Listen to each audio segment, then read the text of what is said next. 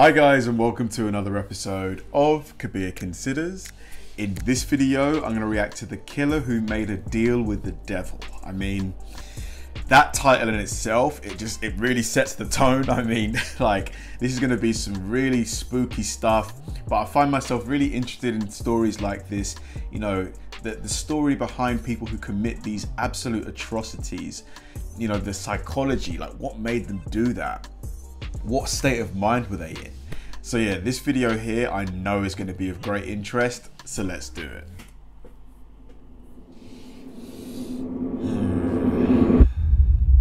Two sisters, Nicole Smallman and Biba Henry, were killed by a man who was believed to be a devil worshipper on the 6th of June, 2020. The bodies of the two sisters were found intertwined in a hedgerow at the Friant Country Park in London, England. Both of them I think I heard of this one. Yes, I think I heard of this one. Had been stabbed numerous times. Biba Henry had been stabbed 8 times, while her sister, Nicole Smallman, had been stabbed 28 times. The two sisters were at Biba's birthday party and were at the time celebrating the coming together of the two after several whole months of being apart due to England's lockdown restrictions to help curb the spread of the COVID-19 virus. Nicole, who was 27 years old at the time, and Biba, who was 46, were celebrating Biba's 46th birthday in North London, and they seemed to have had fun celebrating this milestone for her sister at the time, as earlier in the day, before the party, they had spent the majority of their day on a picnic.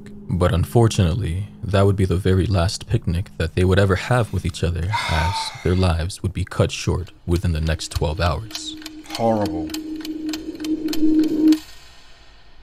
Now, before their demise, the two took their very last photo together in what local police describe as the last haunting selfie of the two sisters, as they spotted a Satan worshipper approaching moments before he murdered them after signing a deal with the devil in his own blood. At 1:13 in the morning, both women can be seen looking to their left as if they were distracted by something as they were taking the photo, and investigating officers believe that this is the moment they became aware of the approach of Daniel Hussein. The two sisters had been celebrating with their friends on that late night.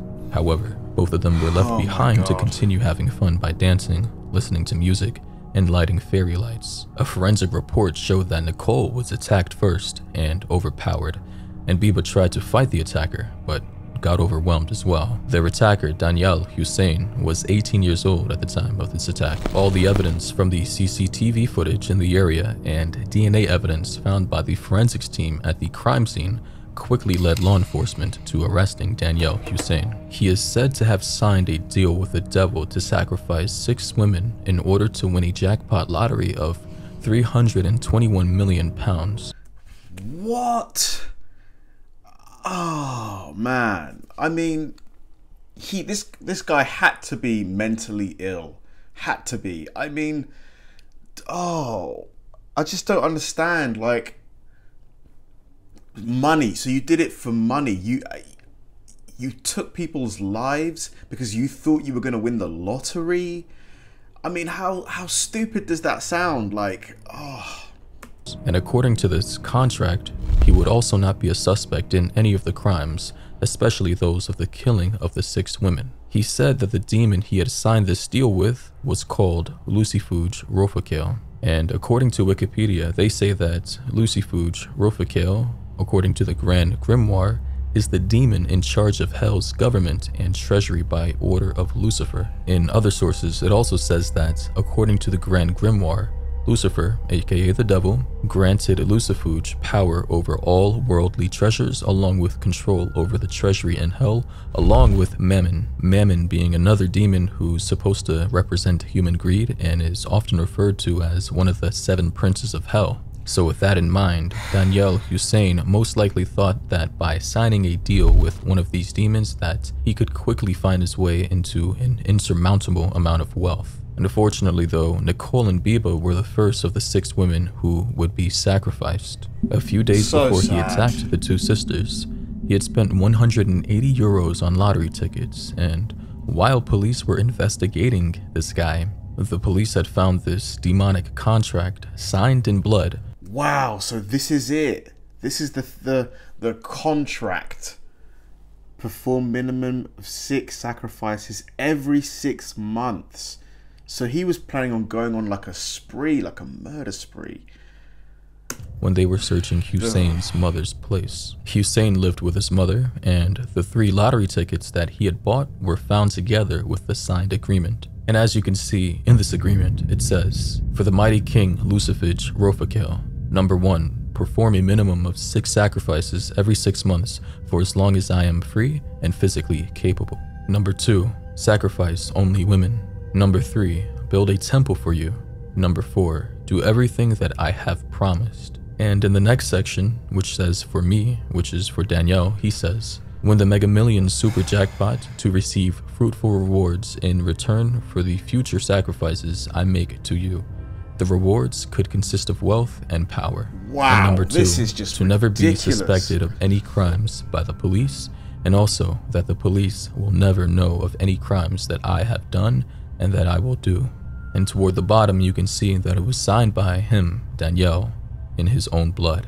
And interestingly enough, you can see that he left another section for Lucifage, the demon, for him to sign, but I don't know how that would be possible. But this right here is a clear sign of someone who is incredibly dangerous. Yeah. And someone who should never, ever be let out of prison. Ever. Interestingly enough, though, during this whole case, most people, including members of the jury in his court appearances, did not know that he, as a young boy, had been in a de-escalation program when he was just 15 years old. At this age, he was involved in Islamic extremism and radicalization, but apparently after a couple of months in this program, was subsequently released, as he was later identified as being of no risk.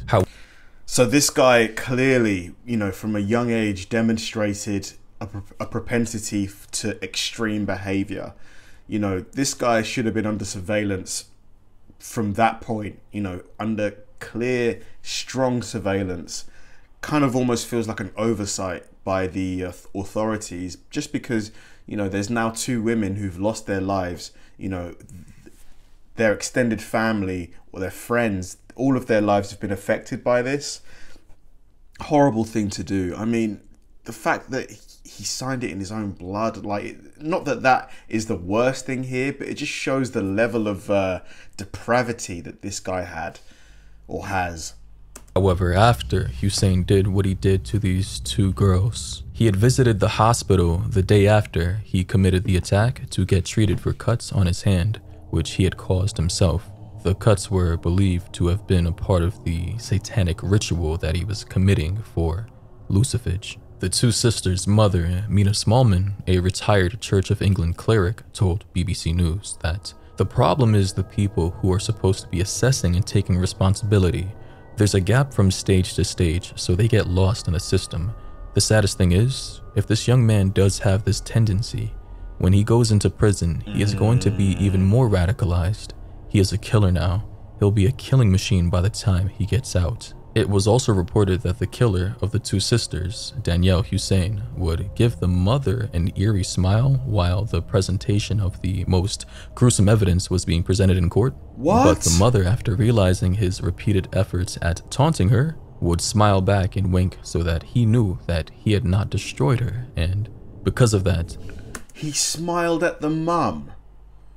Never let this guy out. Never let him out. he would go crazy because he realized that he didn't have the power that he wanted over her. But the darkest part about this whole story is that the bodies of the 2 sisters were found by Adam Stone, who was Nicole Smallman's boyfriend. And this was especially eerie since Adam was the first one to actually call the police to report the unknown whereabouts of his girlfriend, Nicole. But evidently, due to local police not taking this seriously and the incredibly long wait time that they had to wait on for the police, Adam decided to take matters into his own hands, went out and started looking around, and eventually found the bodies of his girlfriend and her sister. And this was apparently evidence of police negligence, as on the night of June 6th, Adam was worried since he hadn't heard from his girlfriend, and after receiving a... This is just tragic because, you know, over the last few years, there's been a lot of cuts to, you know, the police in the UK. And, you know, perhaps if there were more, if we had more officers, you know, they could have responded to his call, his call stating that he doesn't know where his girlfriend is quicker, and maybe they could have, I don't know if they could have prevented it, but I just don't know. It's just a sad situation all round though, sad situation.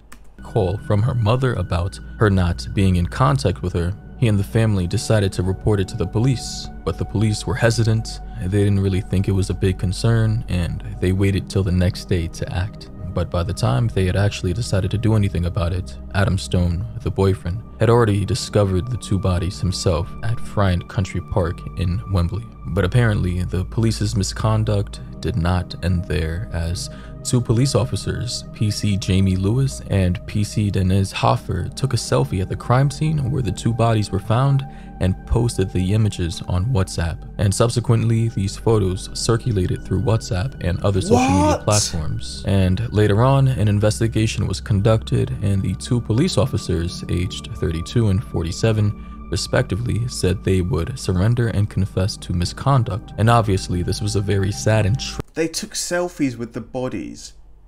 Members of the police force did this. Gosh, there's psychos everywhere.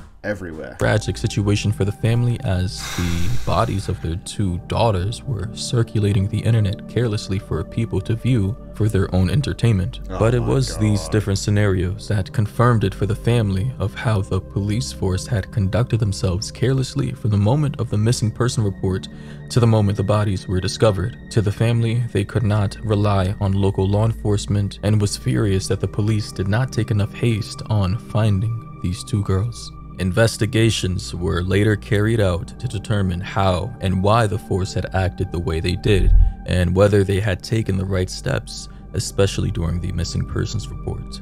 Another unnamed police officer was also under investigation in this case over fears that they did not handle the family's reports appropriately.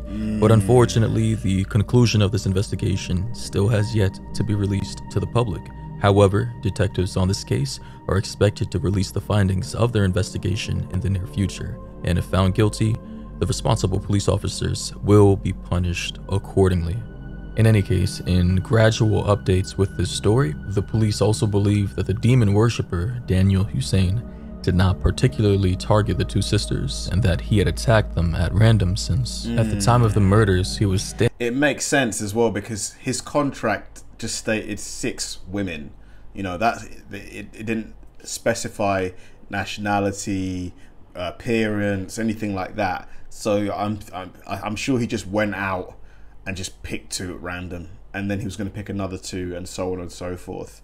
Staying with his father and his grandmother's house, which was a short walk from Friend Country Park itself. Therefore, the thought is that they were just unlucky to be in the wrong place at the wrong time on the wrong night. Luckily, this guy was arrested as per that demonic contract signed in blood, and dictated that he would have to take the lives of 4 more innocent women. For now, tragedy has been averted, but as we all know, worldwide, at every single second, there are other psychopaths and sadists out there taking the lives and causing pain to innocent individuals who don't deserve it.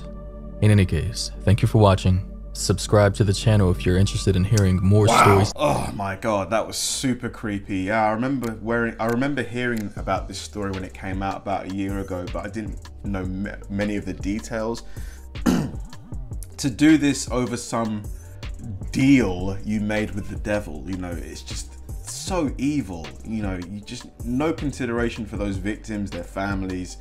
All you're thinking about is your own greed. You know, you did it for the chance of winning the bloody lottery. Like, yeah, hopefully he's never released, because, you know, that guy, he's clearly just deranged, like insane. You know, just keep him there, honestly. It's better for the rest of society. Thanks for watching, guys, and I'll see you in the next one.